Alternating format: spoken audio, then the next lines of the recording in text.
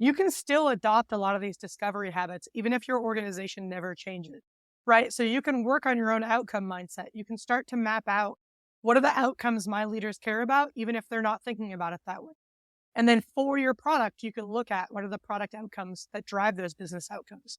And then same with, you can still talk to customers. You can still story map and identify assumptions. You can still test those assumptions. Like most of these habits you can adopt without any buy-in from your organization. And the value of doing that is the quality of your work should go up. And what's great is when the quality of our work goes up, that tends to be when people get interested in the way that we're working. Hello and welcome to the Product People podcast. Here we learn from the most amazing people in the product space for 30 minutes at a time. At Product People, our mission is to help companies discover and deliver great products faster. We do that by doing hands-on product management work at companies of all sizes, and also by sharing knowledge generously with our community of more than 20,000 product enthusiasts. My name is Joao Moita, and today we have Teresa Torres with us. Teresa is one of the most recognized names in the product space, being the author of the book Continuous Discovery Habits and the creator of the Opportunity Solution Tree framework, used by product managers in all types of companies worldwide. She is also a product coach and educator. I hope you enjoy this conversation. Most people have probably read or heard about it, but for the ones who didn't read it, can you describe your book Continuous Discovery Habits in a couple of bullet points? Yeah, my goal with the book was to give teams a really actionable guide for how to adopt a continuous cadence to their discovery. So how do we build continuous feedback loops with our customers to make sure we're building the right thing? And I really wanted to bridge just sort of theory, have it really grounded in evidence from what we know from research, but not at the cost of making it really actionable. So I wanted to make sure that I gave teams things they could do or start changing about the way they work that very same day. Definitely the one that most people are familiar with is the Opportunity Solution Tree. Other than that, what are some of the areas that you focus and the methods that you suggest? Yeah, so one of the things I learned from coaching teams is that one of the easiest ways to think about continuous discovery is as a collection of habits and then to work on one habit at a time. So the book Yep. identifies several different habits, from things like starting with a clear outcome to interviewing your customers on a regular basis, running assumption tests to evaluate solutions. Those are probably the three primary habits. And then the opportunity solution tree is a way to visualize that work.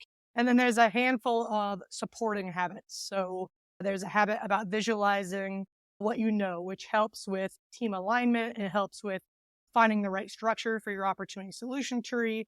There's a habit around kind of identifying the right assumptions so that you know which assumptions you should be testing. There's a habit around generating a lot of solutions. So how do we generate a lot of ideas quickly so that we quickly find the best ones? But fundamentally, the way that I've looked at it, it's really easy to get overwhelmed. Like, this is so different from the way I work today. And so I think one of the things that's really nice about it is you can really look at it as one habit at a time and work on building one habit at a time. Yeah, that's super cool. Yeah, that's definitely the easiest way to implement change is little by little. What are some of the biggest misconceptions that you've seen around product discovery? Yeah, the big one I think is some companies split it as two teams, like you have a discovery team and then a delivery team. So you have one team that's sort of market facing and working with customers and trying to figure out what to build. And then they write up requirements and hand that off to a delivery team. I think the challenge with that is that anybody who's ever built anything has experienced lots of questions come up in delivery. And the delivery team needs a fast feedback loops with the customer to get those questions answered. And then also it's just the Yep. same challenge as we saw with what drove the change from waterfall to agile. It's impossible to do a handoff where all the context and knowledge is transferred adequately. And so a lot of the context gets lost in translation. So the way to fix that is to have the same team doing discovery and delivery. That's a big one. I think another one that's really pervasive is that engineers should just code, that they don't have time to be part of discovery, that there's not value in having them part of discovery. And I think that's really short-sighted. I think a lot of engineers, even if they're initially reluctant, get a ton of value from engaging with customers.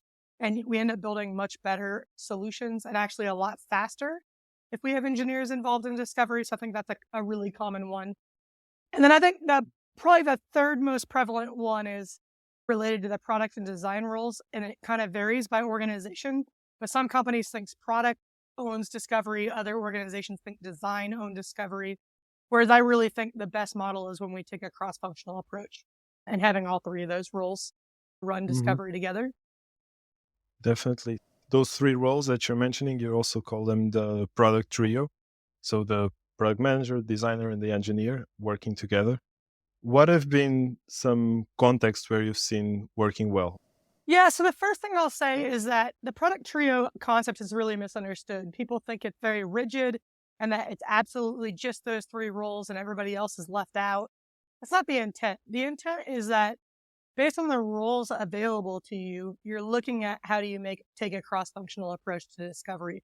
And most organizations, that's going to be a product manager, a designer, and a software engineer. But if you work somewhere where you have a lot of user researchers, you probably have a user researcher involved.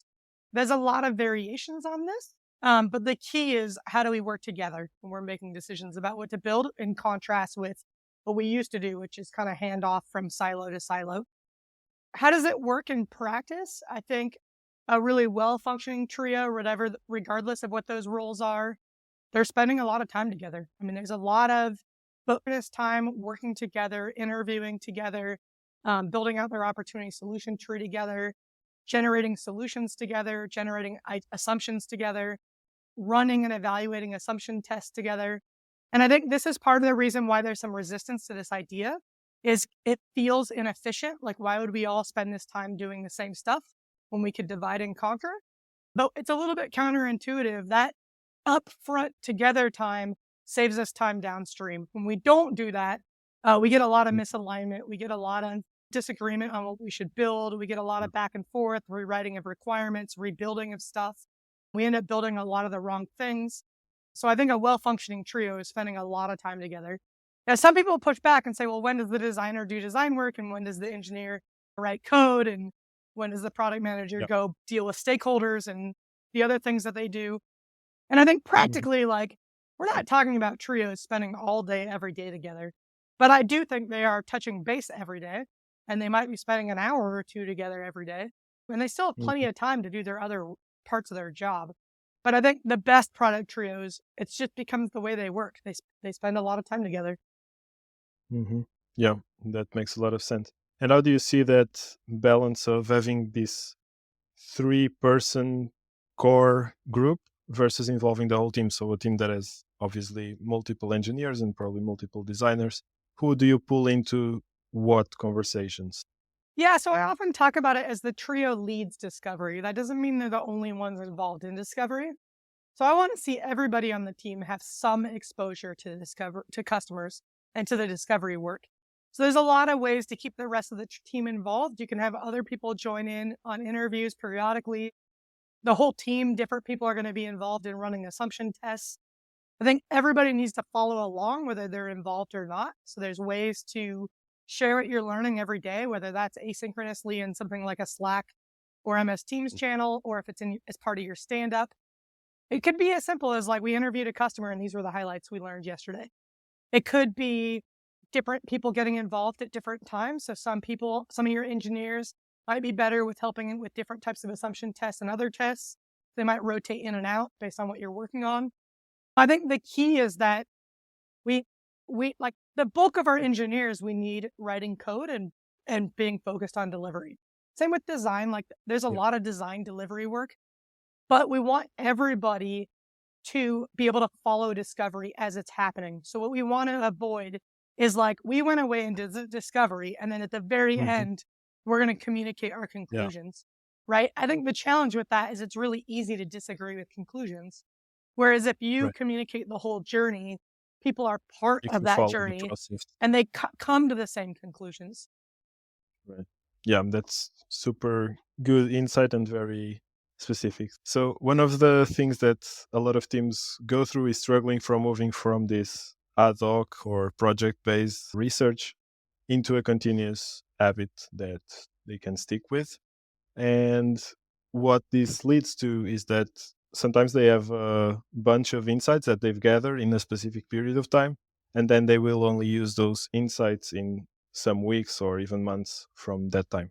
Do you have any rule of thumb for expiry date on research insights? Any way that you assess if a insight that was gathered is still valid at a certain point later in time? Yeah, I don't have a rule of thumb because it's really going to depend on the insight. I mean, some things are pretty stable, right? One way I think about it is that our behavior that's driven by technology changes all the time. Our behavior that's driven by our sort of core psychology is pretty stable. Right. So I'll give an example. Like humans are always going to need social connection, right? Like that's a core human need that's not going to change. Now, how we connect with others is often mediated by technology. And so that might change regularly. So it's a little bit tough. Like we can look at when we're learning about our customers, we can look at, is this sort of grounded in psychology or is it grounded in behavior being influenced by technology? But I think really it's not about when does our research expire. I think this is like one of the key nuggets of a continuous cadence that people misunderstand.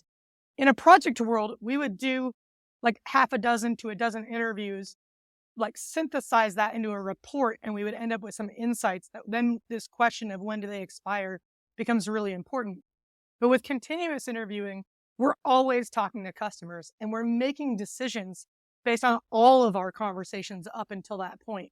And so if you're Mm-hmm. regularly talking to customers, you're going to catch when their behavior starts to change. Right? So it's Yeah. less about like this one specific insight, has it expired or not? It's more about what are we hearing across our interviews? What trends have changed recently? How have what we built and released impacted those conversations? And so it's more about like this continuous stream that helps us just have a broader context. Yeah. Cool. That's a cool one. I would like to also talk a little bit more specifically about the opportunity solution tree before getting into the details. What is it? So an opportunity solution tree is a visual that I designed to help teams chart the best path to their desired outcome. So one of the challenges that I see is that a lot of us in our career, we've worked in organizations where we've basically been given a strategy and told what to build, right? So this quarter, you need to build features A, B, C, and D. So we're shifting, that's an output mindset. We're shifting to an outcome mindset. So now we're being asked, hey, here's this metric. Can you make it go up? Or can you improve whatever desired outcome we're looking for here? So the challenge with that is that's a very different type of problem. It's very open-ended. It's what academic researchers call an ill-structured problem. And that type of problem solving is very different. And so teams need a way to give structure to that problem.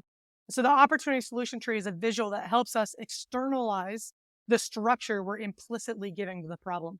So it starts with your outcome at the top, and then there's space to map out what are we hearing from customers, what are their unmet needs, their unmet pain points, and their unmet desires, which we collectively call opportunities. And then below that, we can start to map what solutions we might build. And it ensures that we're designing solutions that actually address specific customer needs while Yeah. also driving our outcome. So it's a way to stay aligned that we're definitely going to create value Mhm. for the business by driving our outcome, but we're also going to satisfy our customer by making sure our solutions are tightly aligned. And then because it's a visual, it helps our team stay aligned on what we're learning and our context. Right. And it helps sort of give structure to this open-ended, how in the world are we going to move Hmm. this metric? Yeah. And you've also mentioned in the past that one of the frustrations you felt about seeing other people use this framework is the way they frame opportunities. Sometimes is still tied to the old ways of working where you just come up with feature ideas and you start solutionizing right away. So they frame opportunities still as solutions. How do you recommend people frame their opportunities in a way that it avoid having the solution directly within the opportunity? Yeah, so this it's not too surprising, but really understanding the difference between an opportunity and a solution is very challenging for people. We're product people, right? So we think about solutions all day, every day. And so it actually takes a concerted effort to step back and say, wait, hold on a second. What's the underlying need, the underlying pain point, or the underlying desire And it's not always obvious. Like I'll use an example from Slack. So a lot of us use Slack all day at work. And a really common pain point is I get too many notifications, right? Like most people that use Slack, that's like really resonates. Well, I get too many notifications is a pain point, but it's a pain point that was created by the product, right? And so I would argue even that framing of the opportunity is too grounded in the solution space because it's not like any of us wants notifications. That's not our need. Our need is not, I want more notifications, right? Or I want no notifications. The need is something along the lines of, I need to know which conversations need my attention, right? Right. And maybe there's a pain point of, I don't want to be interrupted for a conversation that doesn't need my attention. So those two framings have nothing to do with the product. They have to do with our work and what we're trying to accomplish and how we're collaborating with our customers. So it's a very subtle difference, but what it does is it opens up more of the solution space. So in the first framing, I get too many notifications. The only way to solve that is to work on notifications. Where the other framings of like, I want to know about the important conversations, or I don't want to get interrupted by stuff that doesn't matter to me. Now I have a lot of potential solutions that I can explore that may or may not impact notifications. Right. It's a great example. I think it illustrates perfectly the problem of framing opportunities properly. And going to the solutions, so one of the, but still visualization is that from the solutions you draw or you create some experiments to validate your assumptions. What is the role of experimentation in the opportunity solution tree framing, and how can teams design and run effective experiments? Yeah, I moved away from the experiment language. You could probably still find it on my blog because I haven't updated all my old stuff. But with the book, Yep. I made a deliberate decision to start referring to them as assumption tests. And that's because experiments really, like, some people hear that word and they think about like randomized, double blind controlled experiments. And that we just don't have time for that, right? Like that's not what we're doing in the product world. And then also with experiments, we tend to think about like, I need to run an experiment for this whole idea. And that tends to lead people to building the idea and A/B testing it. And that's like the least efficient way to test an idea because we did all the work up front before we learned if it was the right thing to build. So I now use the language assumption testing because that reminds us that, like, first of all, we're testing our assumptions, not our ideas. That allows us to move quicker. It allows us to compare and contrast solutions against each other. And then an assumption test is something that is designed specifically to test an assumption. And I think that helps with helping teams move quicker, staying focused on a really tight test. I do think language matters and it sort of frames the way we work. And I think assumption tests have helped teams move a lot quicker. And what are some specific tactics that you usually implement or that you recommend implementing when it comes to assumption mapping and validation? Yeah, so the first piece is that teams have to do the work to see their own assumptions. So if I just say, hey, what assumptions do your idea depend on? It's really hard to answer. And you might be able to come up with a couple of things, but they're going to be probably too high level and you're going to have a lot of blind spots. So one of the things I teach in the book is to story map your ideas. That forces you to get really specific about how your idea might work. And then you can use each step in the story map to help you generate very specific assumptions about what you're assuming the customer is willing to do, about the usability of each of those steps that you're assuming they're willing to do. It helps. There's a couple other exercises in the book to help you generate sort of viability assumptions. Why will it be good for your business? And then there's a whole section on ethical assumptions. How do we make sure we're not introducing harm? And then one of the exercises that helps you generate a lot of assumptions. And I think about identifying assumptions as a divergent activity. So it's like brainstorming. We want to generate as many as we can, but we're not going to test all of them. Like we don't have time for that. So then David Bland has a really great exercise called assumption mapping, where we quickly prioritize the assumptions that are the riskiest. And so that's where we're going to identify a handful of assumptions from each of our ideas to quickly test.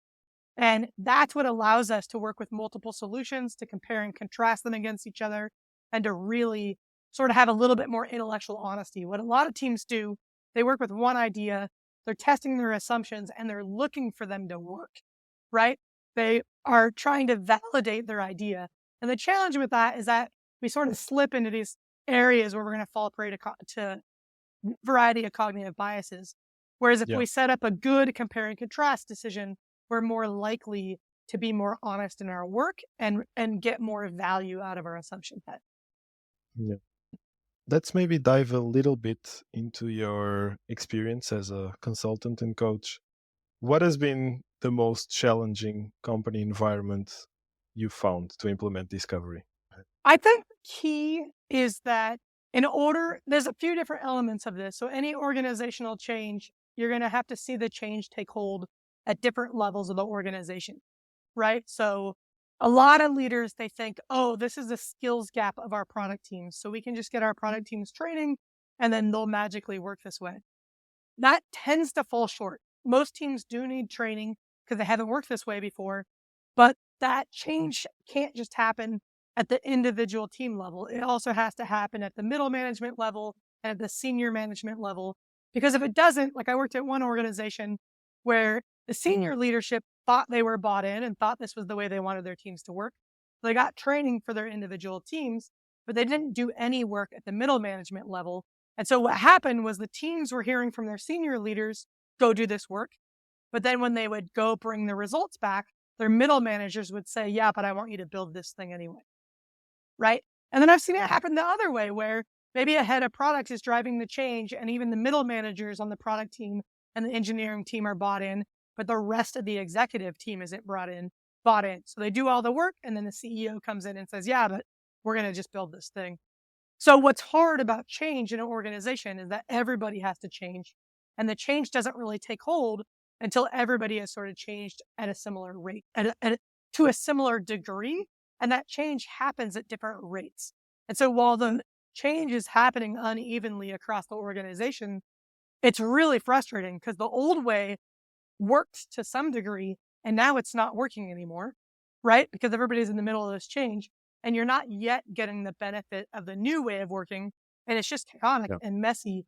And I think a lot of organizations aren't prepared for that. And they don't tackle the change at all of those levels at the same time. And so that chaotic period goes on for longer than it should. Right. Yeah, it's organizational change. It's always a very difficult topic. And on that, how do you recommend product managers, so individual contributors, even if in a more senior level, but still as a IC, how do you recommend that they go about implementing or fostering this continuous discovery culture in a company without such culture, where like feature requests usually originate from sales or even directly from the CEO or the founder, as you were saying? How do you think PM should act? Yeah, one of the things I tried to do in the book is to give people habits they can adopt regardless of their organizational context. So one thing Mhm. I often say is if you're an individual contributor in a company and like you're literally being given a roadmap, build these features, you can still adopt a lot of these discovery habits, even if your organization never changes, right? So you can work on your own outcome mindset. You can start to map out what are the outcomes my leaders care about, even if they're not thinking about it that way, right? So our business outcomes tend to be derived from our business model, which means that anybody can take the time to start to map that out and look at these are the business outcomes my team cares about. And then for your product, you can look at what are the product outcomes that drive those business outcomes. And then same with, you can still talk to customers. You can still story map and identify assumptions. You can still test those assumptions. Like most of these habits you can adopt without any buy-in from your organization. And the value of doing that is the quality of your work should go up. And what's great is when the quality of our work goes up, that tends to be when people get interested in the way that we're working. And so by improving the way that we work, we get people interested in the way that we work. And then that's what gives us some influence to start to change Right. the organization. Hmm. So I Yeah. really recommend that individual contributors just work on their own habits. Don't worry about what's outside of their control and just work on one habit at a time and be patient. Right. Just show how it works in practice before trying to change everything. That's super useful advice. And you were mentioning that this change needs to happen on several different levels. On the organizational level, how do you think this change can take place? Like, what are the steps or the phases of change that need to happen for an organization to go from a project mindset or even a non-discovery mindset to a continuous discovery culture? Yeah, there's a lot of pieces to this. I don't know that I have a step-by-step process, but the things that I would think about are, first of all, at the leadership level, there's a mindset shift. So there's a commitment to this way of working and the mindsets around it. So for a lot of leaders, they're used to being able to dictate outputs. And that's really hard to let go of, especially because they're ultimately on the line for the success of their teams. So oftentimes under duress or under stress, we revert back to our old habits. And that's when we see leaders, even if they are committed to this way of working, they're going to fall back to what they used to know, which is to dictate outputs. So there's a lot of work that has to happen and commitment that has to happen at the leadership level and buy-in at that leadership level. There's also sort of organizational structure stuff that has to happen. So most teams are not structured where they're working in trios, where they're collaborating cross-functionally. We still see a lot of engineering teams set up like IT departments where they're just taking orders and filling tickets, and the rest of the company doesn't interact with them at all. So there's definitely some team structure stuff that has to happen. As part of that team structure stuff, most companies aren't resourced to fully resource product trios across their teams. Typically, they have more engineers than they have product managers for teams or designers for teams. So that's a challenge that has to be fixed. So that really takes a huge budget commitment to working this way. And then that's just at the team level. You also have this sort of middle management level and getting everybody bought in there and making sure that from the top all the way down, people are changing the way they're working and their expectations and their mindsets. And then I think at the team level, there is a lot of skill building. Individual contributors that have never worked this way are not going to do a great job interviewing customers the first time they talk to them. They're going to have to learn how to interview well. They're going to learn how to identify assumptions. They're going to have to learn how to assumption test well. They're going to have to learn how to deal with this like messy, open-ended challenge of how do I reach this outcome. So it's a big, hairy problem. I am excited to see that Marty Kagan and his partners are writing a book about this because they do a pretty good job. And I think organizations need a roadmap to this. I think Melissa Perry's Escaping the Build Trap is a really great book for giving organizations a blueprint of like how much is involved in making this change. I think most companies underestimate it and don't commit enough to it.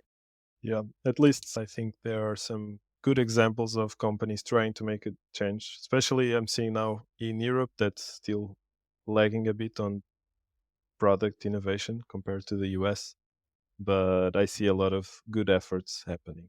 I So, actually disagree with the statement that Europe is yeah. lagging the US. What's your In take my on that? experience, teams in Europe feel like they're behind, which Mhm. is funny to me because they seem, in my experience, coaching teams and teaching our courses, I think Europeans are much more eager to learn. And maybe it's because there is this feeling that you're behind. I would say, Yeah. like in 2013, I was in Switzerland for a conference. And at that time, I felt like Europe was behind. I felt like people were just Mhm. starting to talk about agile. They were still a very prevalent waterfall model. But 10 years later, I think it's completely flipped. I think a lot more Mhm. teams in Europe are moving towards trios and cross-functional collaboration and are eager to learn and are investing in Mhm. training. Whereas I think in the US, we have this really prevalent culture of we're doing it right. And then I think that comes at the cost. I think that comes at the cost of learning. And I don't think we're doing it right. Like, I think a lot of startups think because they're in the startup ecosystem, they must be doing it right. But if you look at Mhm. their week over week practices, they're not adopting the behaviors. And then same with, we have a lot of big name, like the FANG companies. Obviously, there's a lot of parts about their culture that are good and having a big impact. But I think a lot of companies take one element of that culture and then copy it wholesale, and then they use that as an excuse, like as a reason for why they're doing things right, and then they don't Mhm. keep investing in their learning. Now, that's a broad stroke Right. statement. There's plenty of companies in the Yeah. US that are doing great work and are investing in this. But I would Mhm. say as an overall trend, Europe right now in this moment in time feels way more Mhm. eager to learn. Nice. That's actually super interesting and comforting from a European perspective. So yeah, thanks a lot for sharing your insights there. Just to wrap it up, quick questions about your career. How did the change from individual contributor or from product leader to more consultant and coaching happen? Yeah, early in my career, I played a number of individual contributor roles. I've actually been in all the trio roles. I did some front end development early in my career. I was an interaction designer early in my career. I always worked at really early stage startups. I think at my second company, I had a head of product tell me he thought I was doing product work. And that's sort of, I was doing front end development and design work. And then I shifted at that company from doing design work and product work. And All right. then at the next company, I came in at the director level. So I came in as a director of product and UX, and then sort of moved up through the ranks as I think I became the VP of product and then the VP of operations. Then I became the CEO of that startup. And then really that change happened because I've always had like a really high level of agency, and I really was never very good about just staying in my lane. I really wanted to like understand the whole business and be part of helping the whole business in all different areas. And I've found that's often rare from individual contributors. They struggle to understand the perspectives of other roles in the organization. So like a good product manager needs to understand the sales goals and what the purpose of the sales team is. And I see a lot of product managers butt heads with sales instead of trying to look at like, yes, we need to serve the whole market. That's true. And this sales rep needs to close this deal. Right. And so I think the Yeah. more you can hold both those things in your head at the same time and navigate Yeah. those, and that applies everywhere, right? Like with marketing, with sales, with finance. And I think that I always just did that naturally because I like the sort of complexity of what a business is. And then after that company, I went on to another startup as the head of product and design. And at that point, I had a really hard time for a lot of reasons. But I made a decision when I left that company that I wanted to focus on coaching. Mhm. What I loved about my roles as an executive was developing my team. What I didn't love was sort of the politics of executive alignment. And Yeah. I was just sort of done with that. And so that's what motivated my shift. Okay. And then I've been coaching and training ever since. Cool. Just before we wrap up, what are some ways that people can still learn from you after this show? Yeah. So the book Continuous Discovery Habits is available worldwide. And then I also blog at producttalk.org. So there's a whole bunch of free resources there. And then for folks that have read the book, if you want help putting the habits into practice, we do have a community for practitioners putting the habits into practice. That's at members.producttalk.org. And then we have a wide variety of online courses to help you build skill in the different habits. And you can find those at learn.producttalk.org. Cool. Amazing. Plenty of resources for everyone to learn more. All right, Teresa, thank you so much. It was a pleasure talking with you. Great. Thanks for having me. Thank you for listening to this Product People podcast episode. Make sure to follow our show on your favorite podcast app so that you don't miss the upcoming conversations with inspiring product leaders. We'd be really happy if you can rate our show on Spotify or Apple Podcasts, or if you share it with someone who might find it interesting. To find out more about us and access our community, check our website, getproductpeople.com, or head over to our YouTube, LinkedIn, or Meetup pages. You can find all the links in the episode description. See you next time.